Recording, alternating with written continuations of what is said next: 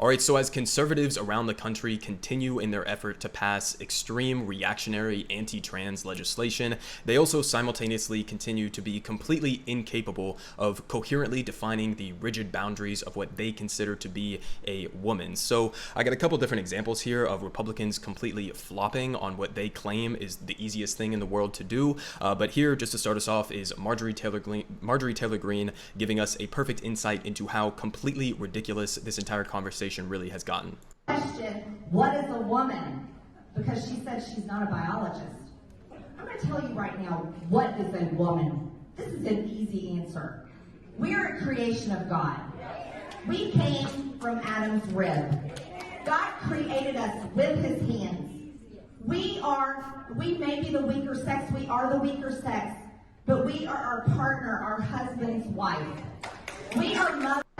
Okay, so listen, there's a lot to say about that. First of all, I mean, she basically does a two-pronged argument here, none of which is coherent in any way, shape, or form. The first part of it is basically just appealing to this patriarchal notion of what a woman should be in a marriage with her husband, and essentially, I mean, in a reductive way, basically what she was saying is women belong in the kitchen, right? And the second prong to that argument that she was just making is a religious one, which, first of all, okay, you're talking about legislation that is going to be passed in the United States where we have separation of church and state, so if your entire argument is hinging on these bizarre, weird, hyper-specific religious arguments appealing to a god and Adam's rib and whatever the fuck else, well, you don't really have any argument at all, because that's not a justification for passing legislation, again, in a country where we're supposed to have separation of church and state. And listen, I personally am an atheist, but even if you took her at face value for her argument there, well, okay, I mean, if we're all creations of God and we're perfectly made in his image, then so would trans people. I mean, wouldn't that same exact standard apply to them, unless your God is incapable of doing his job, or if he actually does make, I guess, mistakes sometimes, but, you know, completely incoherent. But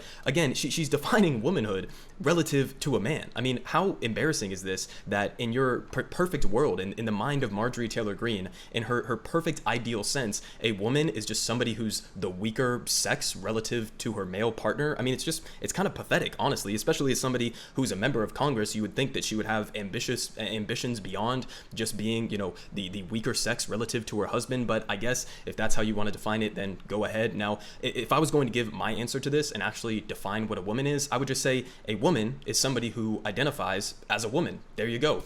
Easy as that. I mean, you might turn around and say, oh, well, that's an overgeneralization. Is it? I mean, is that an overgeneralization, or is it just an effective way at using language to do what language is supposed to do and accurately define reality around us? And what does reality around us say? Well, it says that trans people exist, and they have existed for the entirety of recorded human history. So, you know, if that's the case, then using woman as a term to define or defined by someone who identifies as a woman would just be an effective use of language in this case. But of course, they want to make it hyper-specific, and again, completely fail every single time they try to do it. So MTG, she wasn't the only one who attempted this. We've also heard from multiple other senators and representatives within our government attempting to do this. So just a couple absolutely hilarious examples here. So Senator Marsha Blackburn, first off, she was the one who was initially questioning Ketanji Brown Jackson during the Supreme Court hearings, where she asked her to define what a woman is, and essentially Ketanji Brown Jackson just responded, well, that's not really my job. I'm a judge. My job is to interpret the law,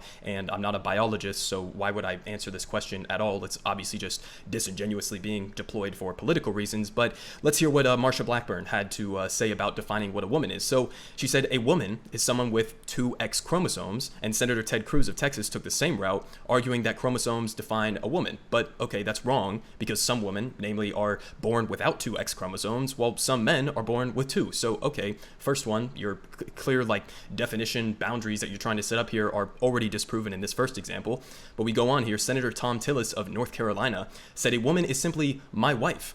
What the fuck, my wife? Not sure whether at all he meant women. Not sure whether he meant all women on Earth are his wife, or that his wife is the only woman on Earth. But again, completely incoherent. I mean, you could have a trans wife, and that would be, again, applying to this same exact definition that you're giving here. Doesn't really make any coherent sense. But they say either way, wrong. And Senator Mike Lee of Utah said a woman is an adult female of the human species, but good luck defining female without running into the same issues you find defining woman. Wrong. And Senator Josh Hawley of Missouri claimed a woman is someone who can give birth to a child and someone who has a uterus. I mean, first of all, at face value, do you not know anybody who's, had a hysterectomy or somebody who is not capable of giving birth to a child for a multitude of different reasons? I mean, again, it's not even scientifically accurate in any way, shape, or form, which is kind of hilarious given that these are the people who are trying to hyperfixate on biological and scientific definitions, which they themselves clearly don't even understand. But they say, asked whether a woman who has a hysterectomy is still a woman, Hawley said that he didn't know.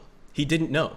He didn't know. Okay. And they say, I sure hope the woman in his family never have to undergo such a procedure and face his judgment regardless. Wrong. And they say the true answer to this complex question is that a woman is a rather nebulous word without a clear definition, and that's why the concept of gender fluidity exists in the first place. But Republicans are set on turning back the clock to a bygone era of simple-minded gender politics, and they're happy to remain ignorant even if it means they look like fools parading as geniuses. So I think that's a great breakdown there, and they're exactly right, because listen, this is what you got to do. Every time that Republicans are trying to make this seem like it's such a simple biological scientific definition, well, throw it back in their face and ask them to define it, and then go down the different arguments and clearly outline for them that their rigid boundaries are just not only wrong in terms of a humanitarian perspective and trying to have basic human dignity and respect for trans people and what they identify as, but it's wrong even on the science of it. So throw this shit back in their face and insist that they actually give these definitions, and you can immediately disprove essentially all of them. But again, the purpose of this is not for them to be, the purpose of this is not for them to be in line with science. It's clearly just a virtue signaling way for them to weaponize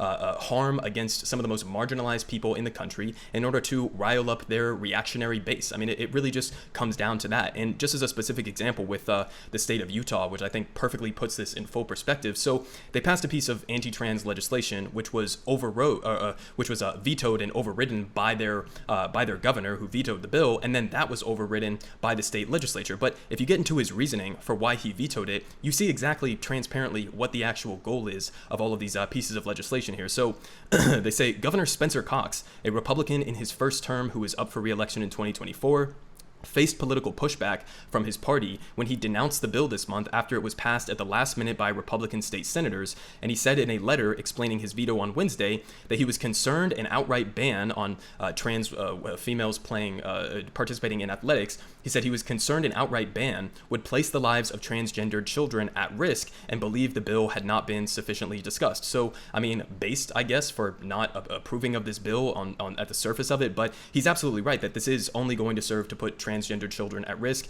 We know this for a fact. When you don't have a household or when you don't have a society and a community around you that is accepting of your existence as a trans person, they have a much higher rate of suicide and self-harm, etc. So you are just intentionally trying to harm trans people with this type of legislation. But here's what he said in a quote. They say, "Rarely has so much fear and anger been directed at so few." He said, of the 4 transgendered children playing high school sports in Utah out of about 85,000 athletes. Okay, let me just say that again. Out of four transgendered students who are playing athletics in high school. Okay, 4. They passed a piece of legislation to specifically exclude trans people from sports, and it only applies to 4 people within the entire state. You are fucking demons. You are literally just demons who are using this wave of anti-trans reactionary conservatism in order to push this narrative that there's some grand assault on women's sports, as if conservatives ever gave a fuck about women's sports in their entire lives. And you're using this as an opportunity to gain political clout for yourselves. And simultaneously, you're only going to, again, be harming trans kids over fucking nothing. I mean, we're talking about 4 people. Not that it would be okay if it was a much higher number than that, but you're literally passing a piece of legislation to specifically say, fuck you, specific 4 trans kids that are playing sports within the state of Utah. It's just the most ghoulish shit that I could possibly imagine. And I think that this graph that I've been seeing floating around Twitter over the last couple of weeks really puts it all in full perspective in terms of how people are misunderstanding this dynamic of more trans kids coming out and being able to come out and express that they are trans. But this is a perfect graph to encapsulate this on a different issue. So if you go and look at the trajectory of how many people identify as left-handed within the United States by year of birth, you can go back and see exactly what the tendency is that we're seeing right now with more trans acceptance in the United States. So, I mean, if you go back to like the 1800s, early 1900s, when, for religious reasons or otherwise, left-handedness was essentially beat out of kids, or they were told that it was satanic and that it was evil if you were left-handed, you can see that if you engage in this societal oppression of, in this case, left-handedness, then you see a sharp downtick. But that doesn't mean that less people were left-handed. It just means that more people were being forced to suppress the fact that they are inherently left-handed. And then you see as these religious reactionary tendencies start to trail off within society, you have this massive spike in people who identify as left-handedness, similar to how recently you've seen an uptick in the amount of people who are able to openly come out and state that they are trans. And then you see a plateau and a leveling off. And the lesson here is very simple, okay? When you have a societal structure that is seeking to oppress a specific inherent trait, in this case it's left-handedness, but it also applies to trans kids as well. If you have something that is inherent to people and who they are, then you can suppress it if you want by force, and you can do that, but you're not getting rid of the fact that these people exist. And that's the lesson at the end of the day. Yeah, you might see an uptick in the immediate short term because people are, again, able to actually come out and express the fact that they are in fact trans as a matter of who they are as a person, and then you're going to see a plateauing, and it's going to start to level out because, again, guess what? Trans people have existed for the entirety of the human species. So this is not a new concept. It's not some scary Marxist leftist takeover of the country or the culture of the United States. These are just insane reactionary conservatives who are weaponizing this for political clout.